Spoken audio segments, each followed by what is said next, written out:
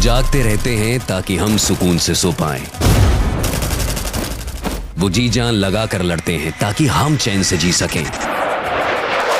तपती धूप, कड़कड़ाती हुई ठंड, ऊंची ऊंची वादियां, घने जंगल, जमीन, नदी, आसमान, वो हर जगह हैं। वो हैं तो सुरक्षा है, वो हैं तो अमन है, वो हैं the Indian armed forces.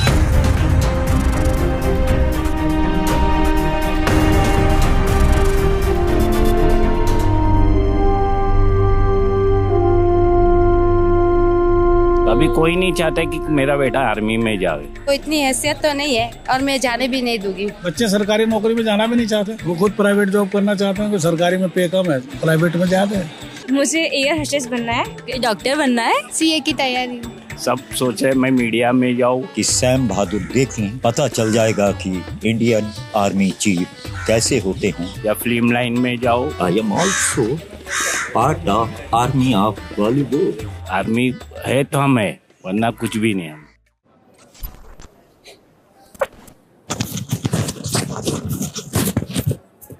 Ready? Rolling? Let's start. हमें बचपन से बताया जाता है कि यूनिफॉर्म पहने, हाथ में बंदूक पकड़े एक आदमी जंग के मैदान में अपने देश के लिए लड़ता है ना? लेकिन आज तो कोई जंग नहीं चल रही है, तो आखिर क्यों आज हमारे देश के पास दुनिया की सेकंड लार्जेस्ट आर्मी है? क्यों हम हमारे देश के बजट का 1/4 हिस्सा हमारी आर्म फोर्स पर खर्च करते हैं? क्यों हर साल हजारों लोग खुद पूरे जोश के साथ हमारे देश की आर्मी में भर्ती होने के लिए तैयारी करते हैं, कोशिश करते हैं, एग्जाम देते हैं? आखिर ऐसी कौन सी जंग जारी है जो हमें नहीं पता? हमेशा वो सजग रहते हैं और ऐसा नहीं कि जब वार हो तभी आर्मी काम होता है। हमारे इंडिया में ही बहुत जगह ऐसी जगह पर है जहाँ पर आर्मी अपना बहुत अहम रोल निभाती है। They are there, that's why there is peace there, ना? अगर किसी कंट्री की सुरक्षा की हम बात करते हैं तो उसका बजट जो है वो काउंटेबल नहीं होना चाहिए, बिकॉज इसे आवर कंट्री इज एक ह्यूज कंट्री। हमारा जो बॉर्डर है वो बहुत बड़ा है। The highest battlefield on earth is Siachen Glacier. India is fighting there. And on the other extreme of the spectrum, India is also protecting its highland territories. So from main sea level right up to the highest battlefield, that's on Himalayas. In between we have all types of borders, may it be high altitude, may it be mountains, may it be riverine, may it be deserts, may it be jungles, may it be coastal line.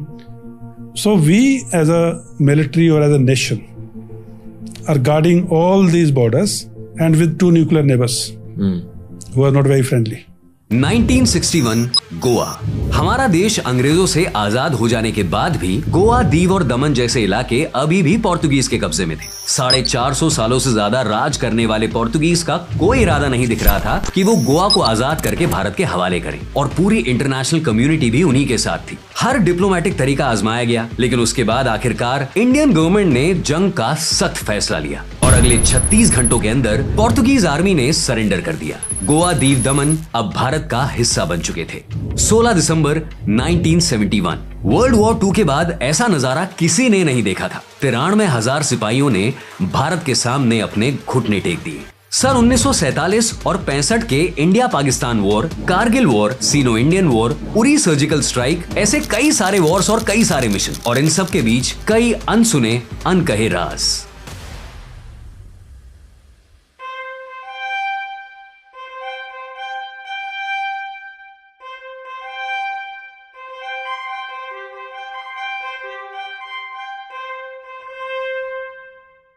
India, that is Bharat, shall be a sovereign democratic republic. ये देश की सेवा तो जो कर रहे हैं भाई, यही जो कर रहे हैं। अगली वाली पीढ़ी में तो आप ये देखो किसी नेता का बच्चा है। मैं भी खुद पॉलिटिशियन हूँ। देश सेवा में किसी नेता का बच्चा है? हमारे बच्चे सब चारों एग्री है, बोल रहा हूँ ना, एक्टिव है वो लोग। राजनीति में है पैसे कमाने के लिए, देश सेवा के लिए थोड़ी है। आप आर्मी ज्वाइन करोगे, सेना में जाओगे? महिला एयरफोर्स है, महिला मिलिट्री में है, महिला नेवी में भी। ऊंचाई से डर लगता है? नहीं। पानी से डर लगता है? नहीं। I would like to meet Navy officers because they have the biggest courage. हर तरह के लोग सोसाइटी में होते हैं। Everyone has a right to choose their profession. और I salute to those people जो आर्म्स फोर्सेस को ज्वाइन करते हैं और हमारी कंट्री को सेफ्टी प्रोवाइड करते हैं. So they are our heroes, you know. So everybody can't be a hero. So if my son says that he wants to be in armed forces, I'll be very happy. सेवा परमो धर्मा. अर्थात service before self. इस motto से Indian army समय समय पर देश की रक्षा करने के लिए सामने आई है। इंडियन आर्म फोर्सेस का एक लंबा और शानदार इतिहास रहा है। हमारे देश में योद्धाओं और युद्ध नीति की प्रथा और कला सदियों से है। 17th और 18th सेंचुरी में माना जाता है कि भारत में मराठाओं के पास दुनिया की सबसे बड़ी नेवल फ्लीट हुआ करती थी। ब्रिटिशर्स के टाइम पर भी इंडियन सोल्जर्स का बहुत इंपॉर्टेंट रोल हुआ करता था। वर्ल्ड वॉर 1 और 2 दोनों में ही भारतीय सिपाहियों ने अपना बहुत इंपॉर्टेंट कंट्रीब्यूशन दिया था और यही वो समय था जब धीरे धीरे वो स्ट्रक्चर बनने लगा जिन्हें आज हम इंडियन आर्म्ड फोर्सेस के नाम से जानते हैं। 15 से ज्यादा कमांड्स, करीब 14 लाख से ज्यादा एक्टिव फोर्सेस और 26 लाख से ज्यादा रिजर्व फोर्सेस से बना ये इंडियन आर्म फोर्सेस अपने आप में एक बहुत बड़ा इंस्टीट्यूशन है। लेकिन हम जितनी गहराई में जाएंगे इनकी कहानियां उतनी ही इंटरेस्टिंग होती जाएंगी। तो एक एक करके समझते हैं।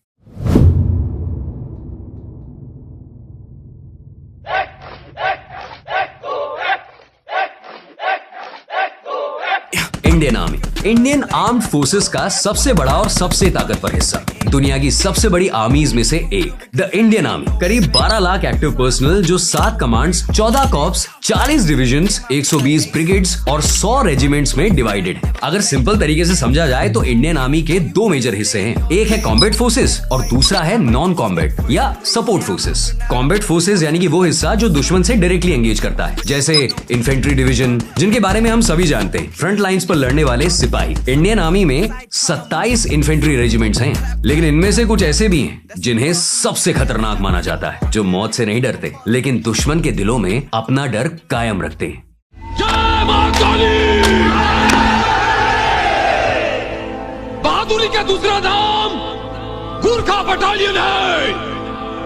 बहादुरों, ये लड़ाई और खून खराबा हमारे लिए कोई नई बात नहीं है। जय मां काली, आयो गोरखाली।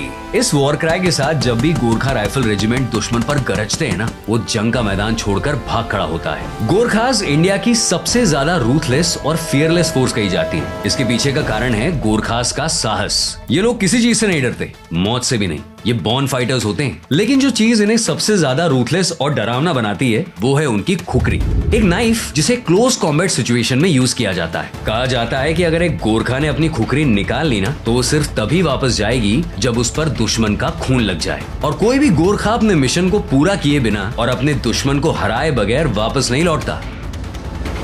ऑपरेशंस में ना आपको बहुत सेन बंदे नहीं चाहिए या रैशनल बंदे, आपको रिस्क टेकर्स चाहिए। Special forces, the whole idea is creative destruction.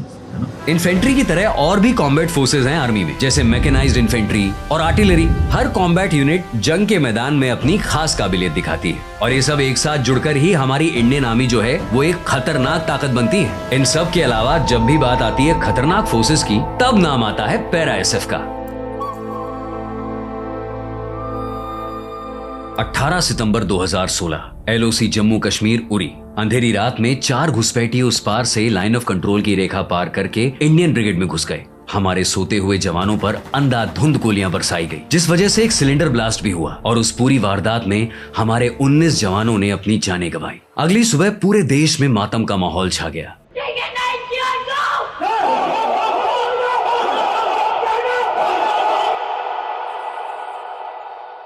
लेकिन इस बार भारत एक करारा जवाब देने वाला था और इस मिशन को अंजाम देने का टास्क दिया गया पैरा एसएफ को।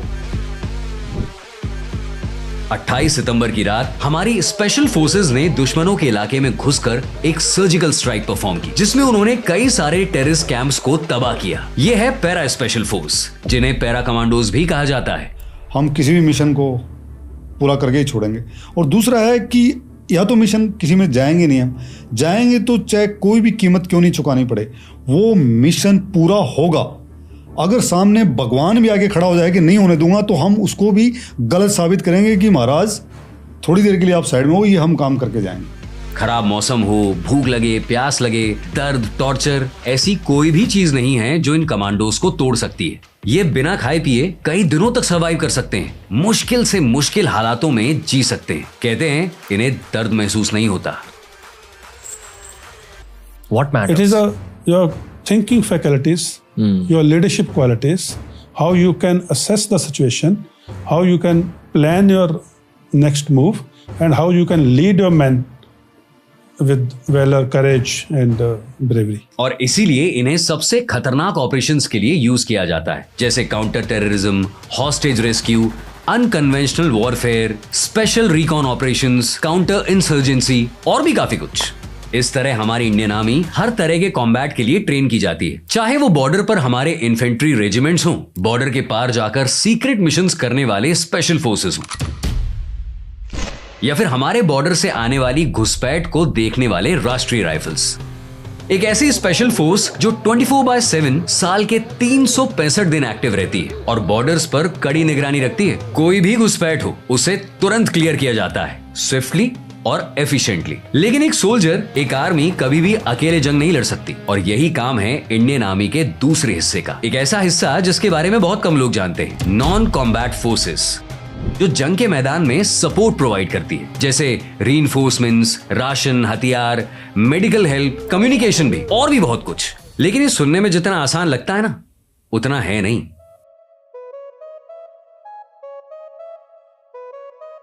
सुबह के 4 बजे हम लोग अभी जा रहे हैं मिलिट्री मैराथन कवर करने के लिए। इतना एक्साइटमेंट था कि रात भर सो नहीं पाए, और हमारा डीओपी अभी भी सो रहा है। और next episode is going to be very good, stay tuned.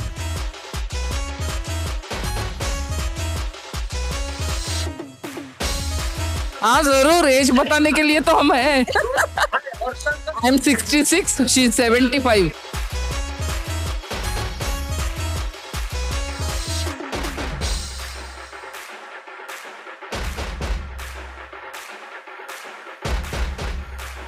Rose morning को 5 किलोमीटर 6 किलोमीटर रोज व्हीलचेयर चलाते हैं हम लोग। हाँ, सिर्फ अभी मेरा 69 चल रहा है, फिर भी दौड़ा हूँ, आज सेकंड आया हूँ, ऐसा बात नहीं।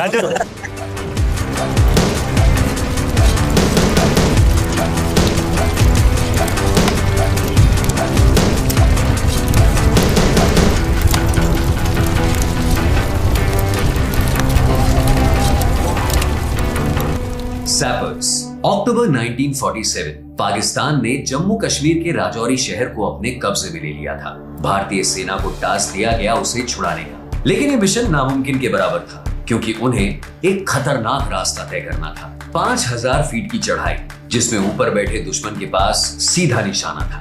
पूरे रास्ते पर लैंडमाइंस बिछे हुए थे, एक तरफ सीधा नीचे गिरने का खतरा, तो दूसरी तरफ लैंडमाइंस और दुश्मन की गोलाबारी। एक गलत कदम और मौत तय थी। लेकिन फिर भी इस नामुमकिन से टास्क को पूरा करने का जिम्मा उठाया भारतीय सेना की एक रेजिमेंट। 4 दिनों तक बिना खाए पिए, बिना सोए, रेंग रेंग कर चढ़ते हुए दुश्मन की गोलियों से बचते हुए हमारी सेना ने वो रास्ता क्लियर किया। आखिरकार इंडियन आर्मी के टैंक्स जाने का रास्ता बन गया और राजौरी दुश्मन से छीन लिया गया। इस बहादुर मिशन को अंजाम देने वाले रेजिमेंट का नाम है बॉम्बे इंजीनियर्स या द बॉम्बे सैपर्स। तेजस के एक आर्मी, मैं बॉम्बे सैपर्स में था, बॉम्बे सैपर्स से रिटायर्ड 2009। यहाँ सभी हमारे जितने भी भाई लोग सभी है, उन सभी आर्मी का है। लड़ाई के तौर पर या कहीं ना कहीं चोट लगी हुई है, ये इसको गोली लगी हुई है इसके। इंडियन आर्मी का वो हिस्सा जिसके बारे में ज्यादा लोग नहीं जानते, बॉम्बे सैपर्स, मद्रास सैपर्स और बंगाल सैपर्स, ये 3 रेजिमेंट मिलाकर बनते हैं Indian army corps of engineers. ये 3 रेजिमेंट्स भारतीय सेना के सबसे पुराने रेजिमेंट में से हैं। ये इंजीनियर्स मैदानी जंग में सबसे पहले पहुंचते हैं और सबसे आखिर तक टिके रहते हैं। इंजीनियर्स का काम होता है सेना की मोबिलिटी बनाए रखना और उनके रास्तों को सुरक्षित करना। एक वॉर जोन के अंदर सप्लाईज और ट्रूप्स के पहुंचने के लिए ब्रिजेस बनाना, पानी पर पुल्स बनाना, रेलवे ट्रैक्स, हेलीपैड्स बनाना, रास्ते पर लगी हुई लैंडमाइंस को क्लियर करना और कई बार उसे सुरक्षित करने के लिए लैंडमाइंस बिछाना भी। जंग के मैदान में सैपर्स की बहादुरी की कहानियां अनेक हैं, लेकिन जंग के बाहर भी इन्होंने कई इंपॉर्टेंट भूमिकाएं निभाई हैं। भारत का famous Leh Manali highway, Mumbai local station Elphinstone road की ब्रिज, दुनिया का सबसे हाईएस्ट ब्रिज माना जाने वाला लद्दाख वैली का बेली ब्रिज और कई सारे important routes, buildings, bridges, railway tracks और काफी सारा इंफ्रास्ट्रक्चर डेवलप किया है इंडियन आर्मी इंजीनियर कॉर्प्स ने। इसी तरह जंग के बीच कई ऐसी चीजें होती हैं जिनके लिए अलग अलग सपोर्ट फोर्सेस का यूज किया जाता है। बर्फीले पहाड़ों में एक्सट्रीम टेम्परेचर्स और तेज हवाओं की वजह से कई सारी टेलीफोन की तारें टूटती रहती हैं। जमती हुई ठंड में और कई बार गोलीबारी वाले इलाकों से गुजरते हुए वो सिपाही एक एक वायर को चेक करता है और रिपेयर करता है। ये सिपाही होते हैं सिग्नल कॉर्प्स, मिलिट्री की कम्युनिकेशन संभालने वाले। सोल्जर्स की हर यूनिट अपने साथ एक फिक्स्ड राशन, आर्म्स और एम्यूनेशन का स्टॉक लेकर चलती है। लेकिन जंग के समय अगर ये सब रीसप्लाई ना किया जाए तो जंग लड़ना इम्पॉसिबल है। ये काम करती है आर्मी सर्विसेज कॉर्प्स और आर्मी ऑर्डिनेंस कॉर्प्स। इसी तरह कई सारे सपोर्टिंग आर्म्स और फाइटिंग आर्म्स मिलकर बनाते हैं द इंडियन आर्मी।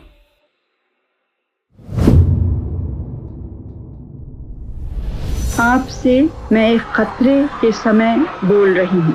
कुछ ही घंटे पहले करीब 5:30 बजे शाम के 3 दिसंबर को पाकिस्तान ने हमारे ऊपर एक हमला किया।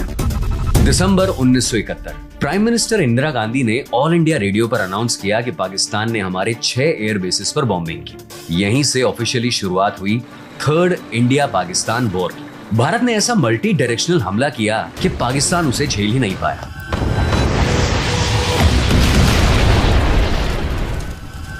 चौदह दिनों के अंदर अंदर पाकिस्तान अपने घुटनों पर था। लेकिन इन सब में एक सेक्शन का बहुत बड़ा रोल था, इंडियन नेवी का, जिसने इस पूरे युद्ध का पासा ही पलट दिया। एक ऐसे ऑपरेशन से जिसे हम हर साल 4 दिसंबर को इंडियन नेवी डे पर याद करते हैं, ऑपरेशन ट्राइडेंट।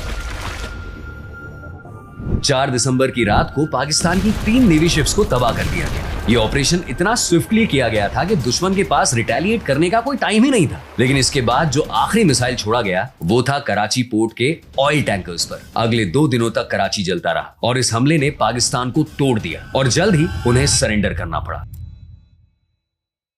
नेवी ने बहुत बड़ा रोल प्ले किया था कारगिल वॉर में। जितना भी मैं बॉलीवुड से जानती हूँ आर्मी को, तो द टॉप 3 मूवीज जो मेरे को लगता है आर्मी से related, one is the recent one which did very well, Shershaah. वैसे हमारे पास ऑफिसर्स है, हमारे पास सिक्योरिटी है नेवी की जो पूरे सी को गाइड कर रही है, जैसे सी को ऑब्जर्व कर रही है और सी को प्रोटेक्ट कर रही है। आई थिंक लक्ष्य बहुत अंडररेटेड मूवी है। The determination we see, that is what is needed. कोई डिजास्टर हुआ उसके लिए नेवी की जरूरत होती है। To protect our borders it's very important for navy. 26/11 हुआ था because I think our water bodies were not protected. Third movie जो मेरे को मेंशन करनी है वो है Holiday. And I know people who उनके husband sacrifice their life for the country and they are very proud. बहुत बड़ा योगदान है नेवी का, जो लाइक अनहर्ड वॉइसेस है, अनहर्ड पीपल है जिन्होंने वो काम किया है। पूरे संसार का जो ट्रेड है वो सी के ऊपर डिपेंड करता है। सब एक देश से दूसरे देश पर समुद्र के मीडियम से जाता है। न्यूक्लियर सबमरीन जो होती है, जिसको बोलते हैं SSBNs, ballistic missile carrying nuclear submarines, वही एक ऐसा प्लेटफॉर्म है जो कि न्यूक्लियर मिसाइल को कैरी कर सकती है और एक बार पानी के अंदर घुसी तो किसी को पता नहीं चलता वो कहाँ है। हमारा देश 3 तरफ से पानी से घिरा हुआ है। ऐसे में हमारे मरीन बॉर्डर्स को एक्सप्लॉइट करके हमारे देश पर हमला करना आसान हो सकता है। इसी खतरे को प्रिवेंट करने के लिए इंडियन नेवी की बहुत बड़ी इंपॉर्टेंस है। घुसपैठ को रोकना, ट्रांसपोर्ट शिप्स, खासकर ऑयल ट्रांसपोर्ट शिप्स को प्रोटेक्शन देना, और तो और ओशन की रिसर्च करना। इन सारे अलग अलग तरीकों से इंडियन नेवी हमारे देश के लिए अपनी इंपॉर्टेंस साबित करती है। और नेवी की ताकत है इंडिया की एक ऐसी सीक्रेट फोर्स जिसकी आइडेंटिटी और मिशंस दोनों के बारे में ही पब्लिक को थोड़ी कम जानकारी है, मार्कोस। स्पेशल फोर्स का नाम है मरीन कमांडो। ऐसी यूनिक स्पेशल फोर्स है जो कि 3 डायमेंशन में काम करती है, मींस हवा, जमीन और पानी के अंदर। ये मैं मरीन कमांडोज की बात कर रहा हूँ। एंड उसमें long runs, long swim, jumping from 10 metres bridge and unarmed combat, obstacle course, ये जैसे कमांडो कोर्स होता है बिल्कुल वैसे ही। उससे फिर आदमी का फिर सेल्फ कॉन्फिडेंस बढ़ता है एंड ही फील्स कि भाई अभी तो कोई ऐसी शक्ति नहीं है जो कि उसको परास्त कर सकती है। 4 जनवरी 2024 की रात इंडियन नेवी के रेडियो पर एक डिस्ट्रेस कॉल सुनाई दिया। एक ब्रिटिश शिप पर हथियारों से लैस कुछ लुटेरे चढ़ गए और शिप को हाईजैक करने की कोशिश करने लगे।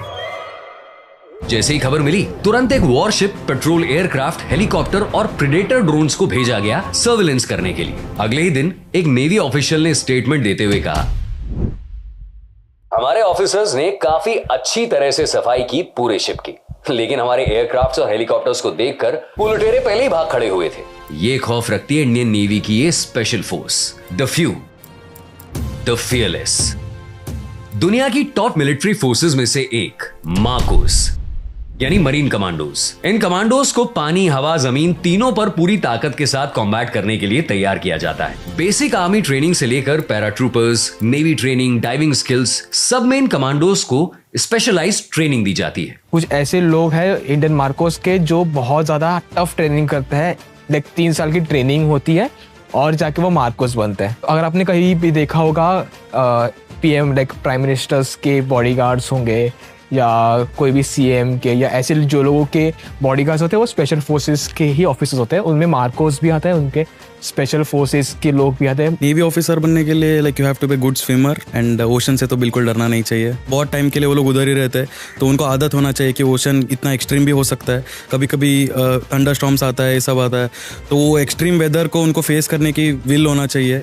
मतलब ये नॉर्मल इंसान तो कर ही नहीं सकते। वो लाइक फैमिली से लेके अपनी स्लीप रूटीन, अपना हेल्थ, अपने जो आइडेंटिटी है, वो सारी चीज़ें सेक्रीफाइस करने के बाद एक सोल्जर बनता है। ये एक बहुत ही स्पेशल और सीक्रेट फोर्स है जिसे पैरा एसएफ फोर्सेस की तरह ही रेस्क्यू ऑपरेशंस, काउंटर टेररिज्म और अनकन्वेंशनल वॉरफेयर जैसे मिशंस के लिए यूज किया जाता है। 26/11 के अटैक्स याद है?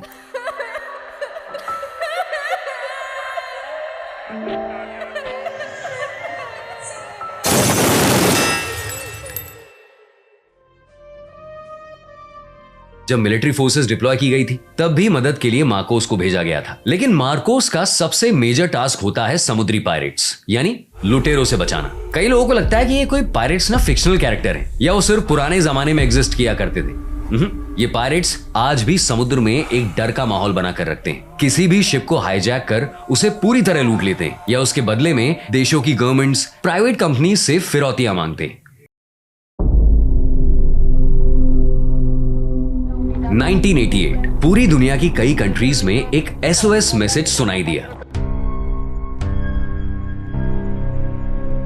एशिया में हजारों आइलैंड से बनी एक छोटी सी कंट्री को हाईजैक कर लिया गया था। 80 आर्म्ड मर्सिनरीज की टीम ने मिलकर कंट्री के कैपिटल में कूप कर दिया था और सारे गवर्नमेंट बिल्डिंग्स और रेडियो स्टेशन वगैरह पर कब्जा कर लिया था। कौन सी थी ये कंट्री? मालदीव्स।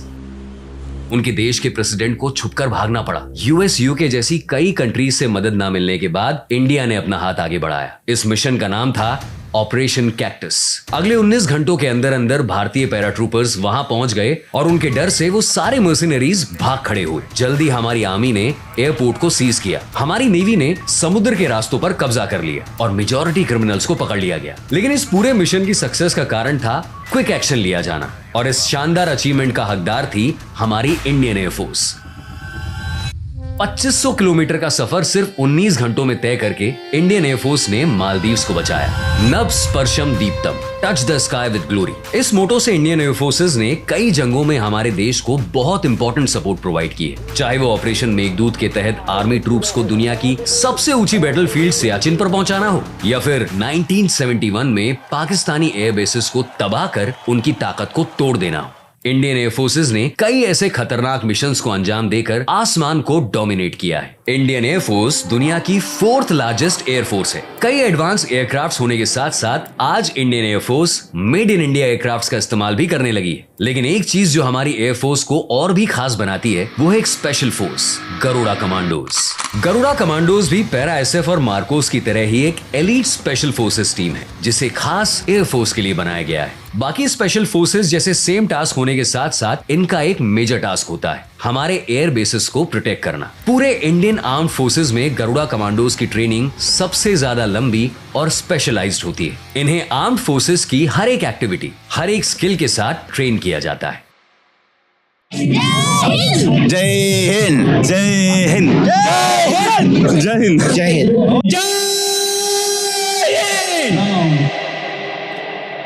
आप किसी भी फौजी से पूछेंगे तो यही जवाब पाएंगे कि फौज में होना कोई नौकरी नहीं है। फौजी होना एक लाइफस्टाइल है। एक फौजी होने का मतलब है डिसिप्लिन्ड होना, हर दिन अपने दिमाग और शरीर को तोड़कर अटूट बनाना।